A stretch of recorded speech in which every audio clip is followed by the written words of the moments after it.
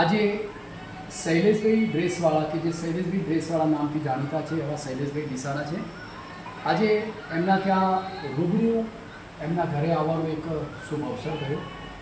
જોકે શૈલેષભાઈ એક જુદા જુદા ઇવેન્ટ તરીકે ડીસા તો ઠીક પણ ઓલ ગુજરાત કે ઓલ ઇન્ડિયાની અંદર ખૂબ એવું સારું એવું કામ પોતે કરે છે.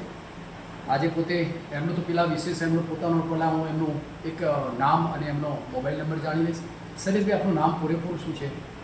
શૈલેષ કુમાર વડીલાલ ઠક્કર, અને જૂના બસ સ્ટેન્ડની બાજુમાં દુકાન પણ છે અને સામે ઓફિસ પણ છે. અચ્છા. દેશ બરાબર. ઓકે સર, આપનો મોબાઈલ નંબર કયો છે સર? 9825922204. ઓકે સર, આપ ઇવેન્ટની અંદર કઈ કઈ એવી પ્રવૃત્તિઓ કરો છો કે જે લોકોને એક સામાજિક, ધાર્મિક અને એક શુભ પ્રસંગની કઈ કઈ એવી ખાસ ઇવેન્ટો એવી કંઈ કરો છો? આમ તો ઇવેન્ટો ઘણી બધી કરું છું, પણ મને ભારતની સંસ્કૃતિને સાચવવાનો બહુ મોટો શોખ છે. અચ્છા સર. મેં ડ્રેસ વાળવાનું સ્ટાર્ટ કર્યું ત્યારે મને એવું થયું કે કૃષ્ણ ભગવાન કેવા ડ્રેસ પહેરતા, તો રિયલમાં ડીસામાં કોઈ હતું નહીં. ઉત્તર ગુજરાતમાં લગભગ બહુ શોપ હતી જ નહીં. એટલે મને એવું થયું કે આપણે મહારાણા પ્રતાપ, છત્રપતિ શિવાજી, ઝાંસીની રાણી, રામ ભગવાન કેવા ડ્રેસ પહેરતા, દરેક ભગવાનોના સારા સારા ડ્રેસો લોકોને આપી અને લોકોને એમાંથી એક પ્રેરણા મળે કે ભાઈ આપણે ખરેખર કૃષ્ણ ભગવાન આવો સરસ ડ્રેસ પહેરતા. અચ્છા. તો એના નાના નાના બાળકોને પહેરાવે છે, એમાંથી લોકોને ફોટોગ્રાફી કરાવે, સ્કૂલોમાં પણ ફંક્શન કરે અને એક સારા પરિવારમાં સંસ્કાર બી આવે એના સાથે. અને અમારા ટોટલ ડ્રેસો ભારતીય સંસ્કૃતિના વિરુદ્ધમાં સિંગલ ડ્રેસ અમે નથી બનાવતા.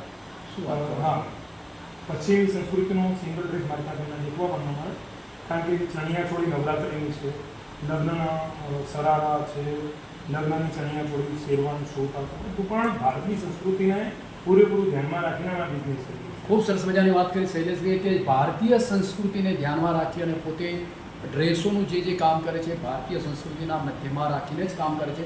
વિશેષ આજે શૈલેષભાઈ, આજે તમારા ઘરે અહીંયા આવ્યા પછી એવું જોયું કે અત્યારે રાજા મહારાજાના મહેલ હોય એ ટાઈપનું સરસ મજાનું પેઇન્ટિંગ આજે જોયા પછી બહુ આનંદ આવ્યો. કૃષ્ણ અને રાધાના અહીંયા સરસ મજાના પેઇન્ટિંગ પણ જોવા મળે. સરસ. આ શૈલેષભાઈ, આ બનાવવાનો આપનો આશય શું છે? એક તો ભારતીય સંસ્કૃતિ પહેલો, અને બીજું કે મને એક શોખ હતો કે ભાઈ મને આમ ઘરમાં આવું કોઈ રાજા મહારાજાના મહેલમાં આવ્યા હોય એવું લાગે. અચ્છા. મને ઘણી વાર એવું ફીલ થાય છે કોઈ જન્મમાં કોઈ રાજા મહારાજા હોય છે, મારી ટોપો છે, હેલિકોપ્ટર છે, વિમાન છે, અને મને બસ બહુ શોખ છે કે આપણે ગામ કરતાં કંઈક વિશેષ કરીએ.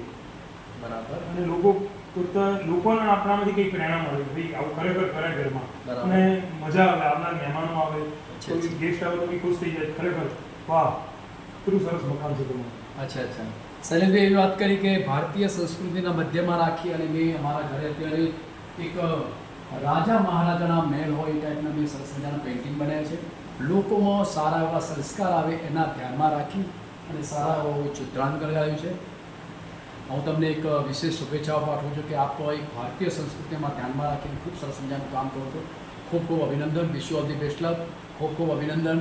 આવનારા સમયની અંદર આપ ખૂબ સરસ મજાનું ઇવેન્ટની અંદર કામ કરો, લોકોને સારી એવી સેવાઓ આપો, એવી તમને શુભેચ્છાઓ પાઠવું છું. દેખો, મીરાબાઈ રાજમહેલને ત્યાગી, એ આપણે એ સીન અહીંયા બનાવ્યો છે કે મીરાબાઈ રાજમહેલને ત્યાગી અને કૃષ્ણની ભક્તિમાં લાગ્યા છે. સાઈડમાં એક રાજમહેલ બનાવ્યો છે અને અહીંયા મીરાબાઈ કૃષ્ણની ભક્તિ કરતા હોય, બંને સાઈડ મીરાબાઈના મહેલ છે અને વચ્ચે ભક્તિ કરતા હોય. એટલે દુનિયામાં પૈસા, ગાડી કે બંગલાઓ મહત્વના નથી, ભક્તિ પણ એટલી જ મહત્વની છે કે આપણું જીવન, આપણો આત્મા ક્યાંક મોક્ષ સુધી પહોંચે, તો આપણે એવા કાર્ય કરવા જોઈએ કોઈ પણ માણસને કે કોઈને પણ બીજા કોઈ આત્માને દુઃખ ન પહોંચે એનું ખાસ ધ્યાન રાખવું જોઈએ. પરમાત્માનો અર્થ થાય છે દરેક માણસમાં પરમાત્મા, પરમ આત્મા એ જ પરમાત્મા. દરેક અને કોઈ પણ જીવ, પરમાત્માના બનાવેલો કોઈ પણ જીવ એ પરમાત્માની પ્રોપર્ટી છે, એને ડેમેજ નહીં કરવી જોઈએ, શુદ્ધ સાત્વિક રહેવું જોઈએ, અને ખરેખર માણસની મદદ કરવી જોઈએ, અન્ય જીવોની પણ મદદ કરવી જોઈએ, ખૂબ વૃક્ષ વાવવા જોઈએ.